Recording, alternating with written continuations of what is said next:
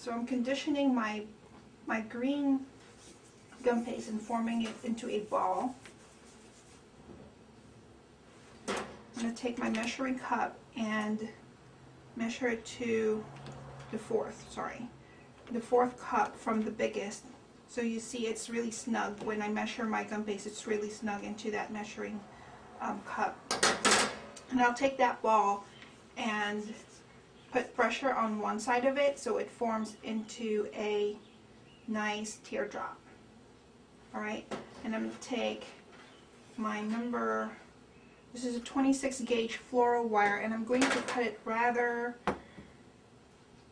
long, about, I would say, let's see what the length of this is, about 4.5 inches long, because we're going to make basically a pyramid, a cluster of flowers, so we need our stem to be a little bit longer than usual.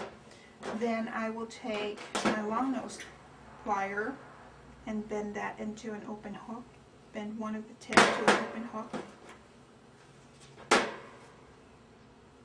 And brush it with a little bit of gum glue. I'm wiping off the excess because I don't want this to be too wet. Because if it's too wet, it will just slide out of the gum paste, or it would even eat through it. Because remember, gum paste is made of sugar, and sugar is hygroscopic, meaning it absorbs all the moisture that it can from the air or any water that is present around it. And we don't want that water to eat up through our gum paste. So I'm just going to put pressure on the base of that teardrop so it sticks to it, and then make sure that that hook actually gets filled up with some gum paste so it doesn't come off once the gum paste is dry. Okay. So now I will take my fine scissor and I would rub a little bit of vegetable shortening onto the tip of it so my gum paste does not stick. And I would start from the base of that teardrop, and I would cut a V, and then I would go to the side and cut another V, and I will just cut another V all the way around until I reach the first one that I did. Then I would move up, and in between those sections that I have previously cut, I will go and make another cut right there, and then just go around that teardrop. Okay, I'll move up and make cuts up until I reach to the tip. When the tip, if you know that you cannot make any more cuts, then you can just go ahead and stop. Just some more, a little bit more right here. Okay, so now you have that tip, and what I'll do, I'll take my needle tool and bend those backwards so it opens up a little bit more.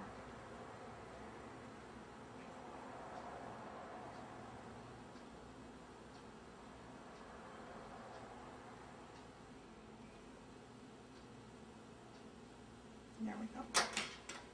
So I'll take this and put it on my foam and let it dry for about 24 to 48 hours. And once it's dry, it will look just like this one that I've made previously. I'll take my palette. I love this palette, Petal Dust, just because it's a lot less messier. I don't need paper to use it. I'll take a flat brush, and I also like to use flat brushes just because it's very easy to apply color onto any petal or anything that I'm working on. And I'm going to use my medium, my light green color right here, which is the medium, and I'm just basically scraping that color from the top all the way down.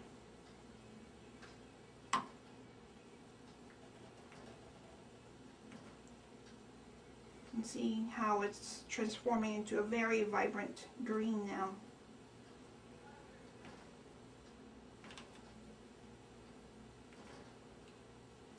Then you can switch onto a darker green and just basically touch up all those points, all those spikes that I have made. That way it accentuates it.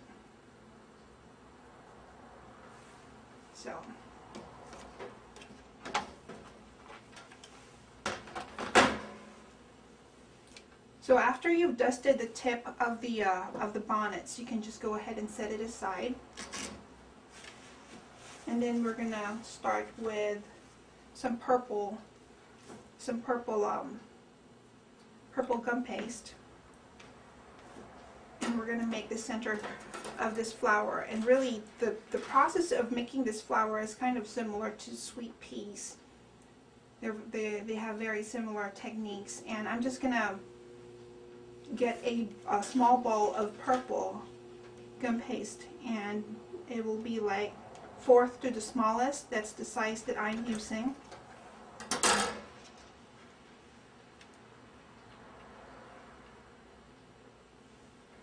So I'm going to form it into a ball, and then I would go from side to side to make that into a log, a small log shape. And then I will take that log and basically press one side of it.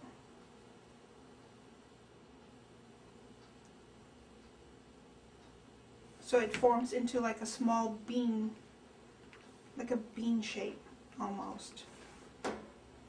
Alright. So I will take a 30 gauge floral wire. I'm using white, you can use green, whichever you prefer.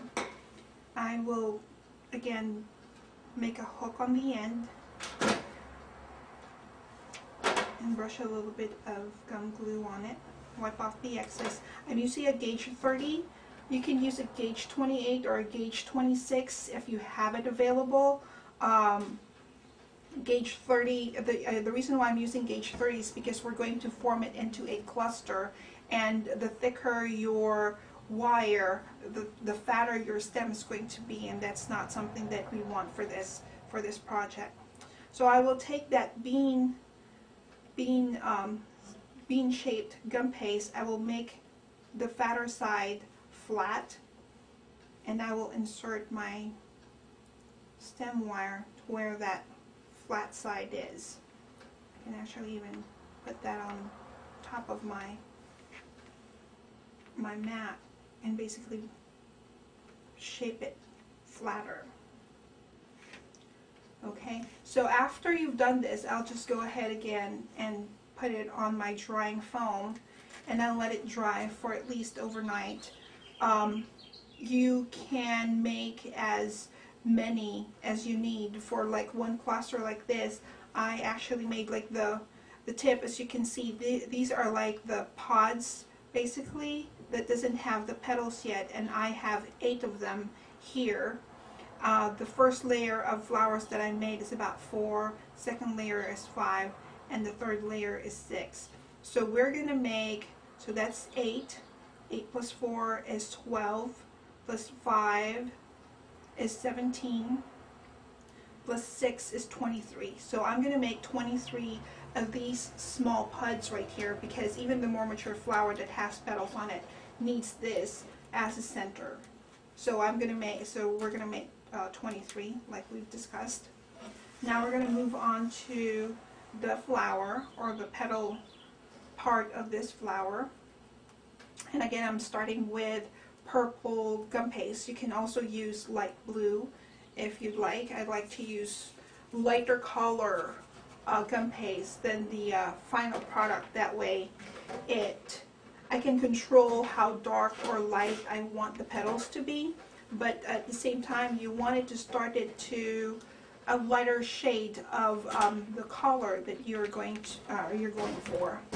So I am just basically rolling my gum paste into an even thinness, and I would say it's about 1/16 of an inch. I would take the veiner that comes with a Bluebonnet set of cutters and use my palm back and forth to make an impression of that veining. And on that Bluebonnet cutters, you will receive 2 sizes of cutters, and I would use the large ones. You can use the small ones for the upper petals or the flowers that are on the upper side of the cluster, and then you can use the larger flower towards the end so it becomes kind of like a pyramid. So I'll take that, I will make a cut from that gum paste.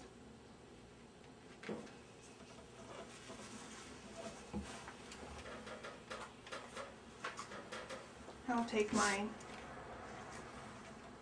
petal foam pad and I'm going to use the smaller ball tool and basically thin the edges of that petal. And as you can see, the more pressure that you put on the petal or on the gum paste, the curlier it becomes. And for this flower, you don't really want it curly. So just apply enough pressure just to thin it, but not make it curly. Alright, and then I will take my needle tool and basically drag a line from tip to bottom.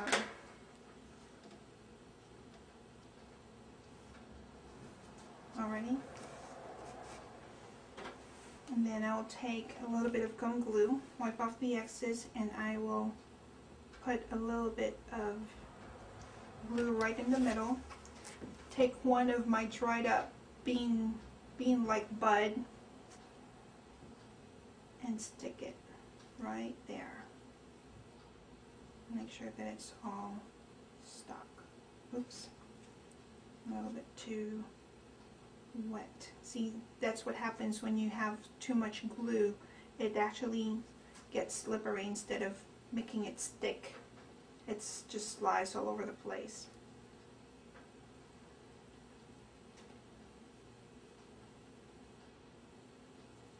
So once you secure that petal, you can just go ahead and take your foam, drying foam, and then just stick it in there and then just let it dry for another 24 or 48 hours, however long you need it to dry. So after it's dried up, as you can see here, it's dried up, I'm going to take a piece of paper. You can use a powder dust color, or if you're going to use a palette dust, I would use the periwinkle blue.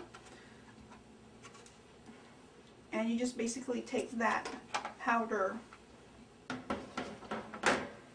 and there's really not much technique about applying the color here because we just basically want everything to be blue. So I'll just take that dust and rub it into that flower.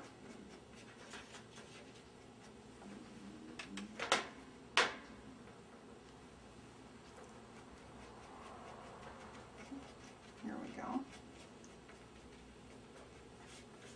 And I'm just getting it all blued up. Don't forget the back side of the flower as well.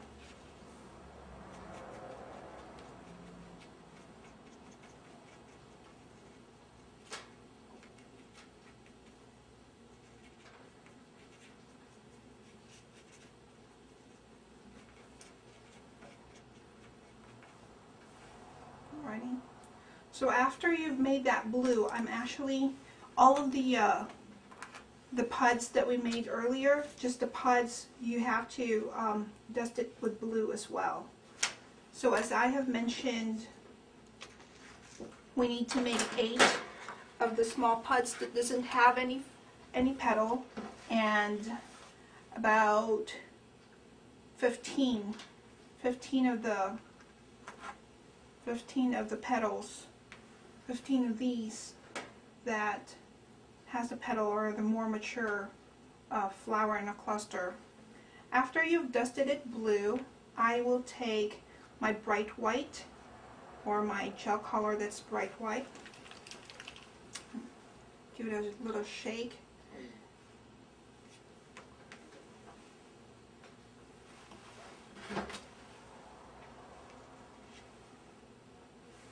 I'll place a little bit of my bright white onto a plate or paper plate or paper, whichever you're going to use. And I'm using a 5-0 brush, and you will see it on the handle what size of a brush you are using. A 3-0 would work just fine too. And I would take that petal or that flower and make streaks of white from the middle going up.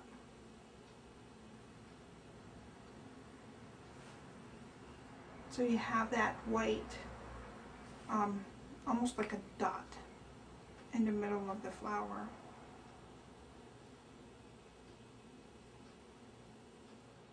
You're going to take all 15 flowers and basically paint all of them with that white dot in the middle of it.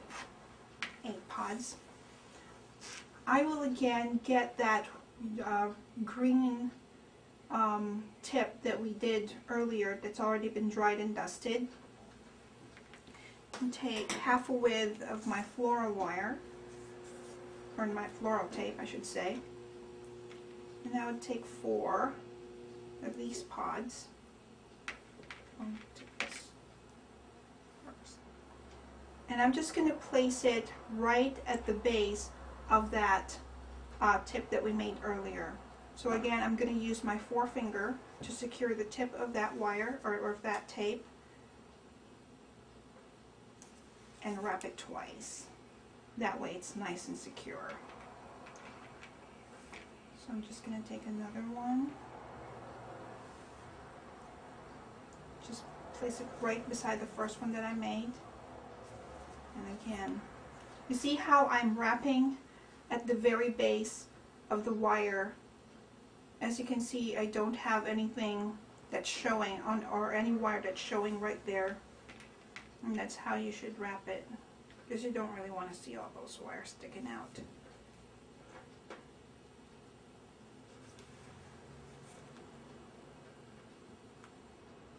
So now I have 4 of those pods right on the base of this. I'll take another 4 and I'll place it right between the first pods that I placed and a little bit below it. Okay. So now I have 8 total. Now I'm going to take about 4 of these flowers that I've done previously and have dried, and I would bend that. I would bend the flower down a little bit at an angle, so you see the difference between this one hasn't been bent down and this one's bent down a little bit. Now we'll take that and place it onto the base, again lower than the buds that I have placed in there already.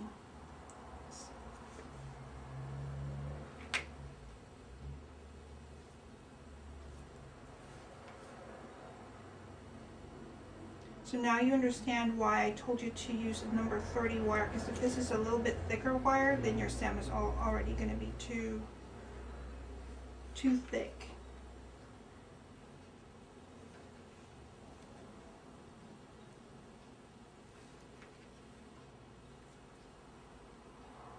So this is the 3rd flower I'm putting on here, and I'm wrapping it all the way to the base of the wire. That way there's no wire seam. As you can see, you can't see the wire of each individual petal. Okay, so I'm using this Gem floral shredder. It's made by Gem Products. You don't need to if you don't have this equipment. You can just go and take your floral tape and just cut it in half with a sharp scissor. And I'm stretching my tape, that way it releases the adhesive on it. And I'm going to start working on the 2nd layer of the flowers, and I'm going to place it in between the first ones that I've already put in.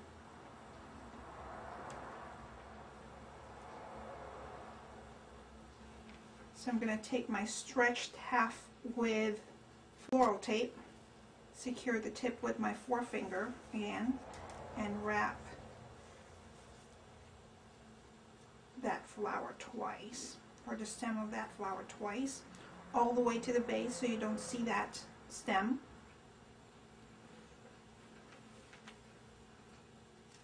Take another one.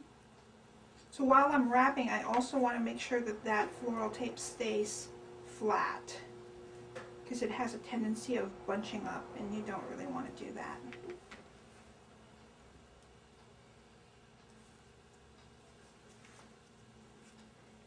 And also don't forget that those flowers should be slightly facing down.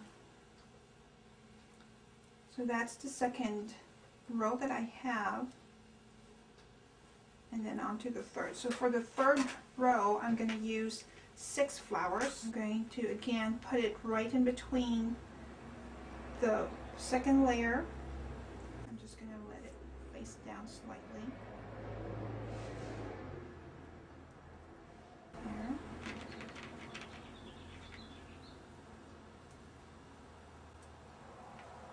So right beside that first one.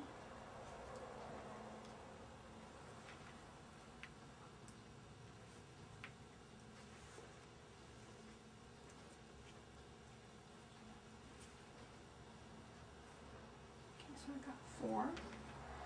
2 more.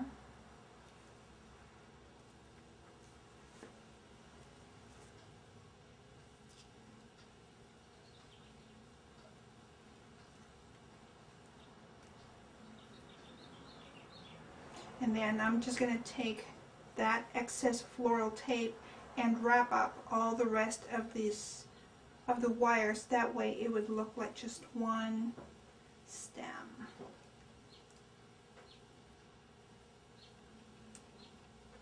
And there we go. So I'm just going to rearrange that petals. That way it looks like a pyramid almost. And there you have it. This is your finished Bluebonnets.